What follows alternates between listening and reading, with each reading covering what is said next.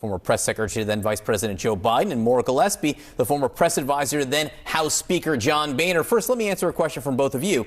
That's every morning from Harry Etten. That's not coffee. That's just the way he is. So that's enjoyable. It's enjoyable. Maura, you work for John Boehner. You're a creature of the House. Elsie Stefanik did this on the record to the Wall Street Journal. What does it tell you that people are taking these very public swipes at Speaker Johnson? She knows what she's doing, but it also unfortunately tells me that member services in the Speaker's office is lacking. They're not doing their job because this needs to be handled in-house. I think it's always a bad decision when you see it come out publicly like this.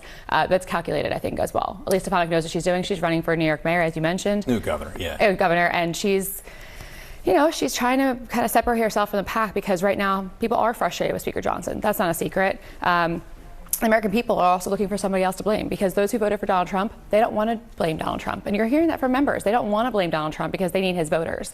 So they're going to go after Mike Johnson. I mean, but in New York, does it help her? Is she trying to say, I stood up to Leader Johnson? Because she's sort of positioning herself almost to the right of him a little bit. Does that help in New York? I can't tell. If she's banking on those voters, again, the Trump voters, that's how she's going to play it. I do think that that's the play you're going to see from other members as well who are looking for a way out, a way off the ramp, essentially. And that's the avenue she's chosen. Conference position because she was supposed to be ambassador to the United Nations. That didn't pan out.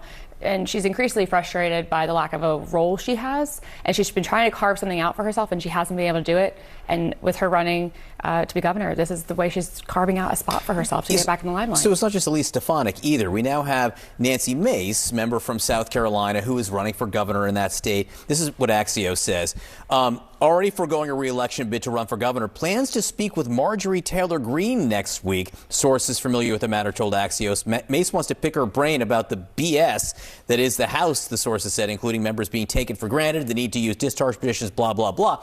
But the implication here is that Marjorie Taylor Greene announced she's resigning, and maybe Nancy Mace is considering resigning midterm. I mean, is this going to be something we see? I think there's just a lot of anger amongst. Is not going to be able to do what she came to Congress to do, which is cut these prices down, give Americans health insurance, do all the things that she came to do to govern. And clearly Republicans aren't governing. You have control in the House, you have control in the Senate.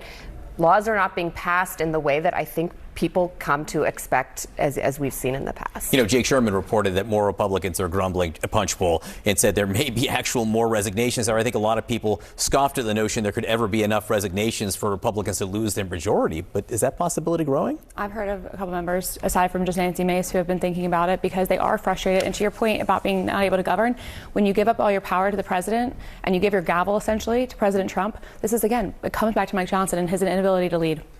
Maura Gillespie, Barkin, thank you. Kendra Barkoff. Fine. Brain freeze. Great to see you both. Thank you. Thank you.